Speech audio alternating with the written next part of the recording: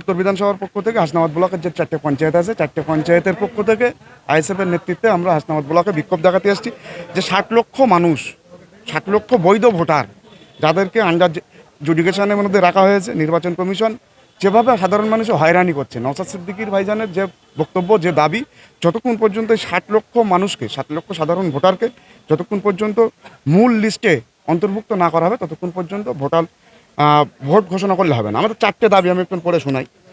2002 সালের তালিকায় যাদের ম্যাপিং হয়ে গিয়েছে তাদের বৈধ ভোটার ঘোষণা করতে হবে, তাদের বিচারাধীন রাখা চলবে না। যারা 2002 সালে ভোট দিয়েছে তারপরে রাজ্য সরকার গঠন হয়েছে সেই ভোটারদের দ্বারা, কেন্দ্র সরকার গঠন হয়েছে সেই ভোটারদের দ্বারা, তাদেরকে এখন বিচারাধীন ভোটার রাখবে কেন? এবং দ্বিতীয় নম্বর, যারা বিবেচনাধীন তাদের কারণসহ নামের তালিকা প্রকাশ করতে হবে। দ্বিতীয় নম্বর, আন্ডার অ্যাডজুডিকেশনে বলে ভোটার তালিকা বিবেচনাধীন বা সন্দেহজনক রেখে নির্বাচন ঘোষণা করা চলবে না।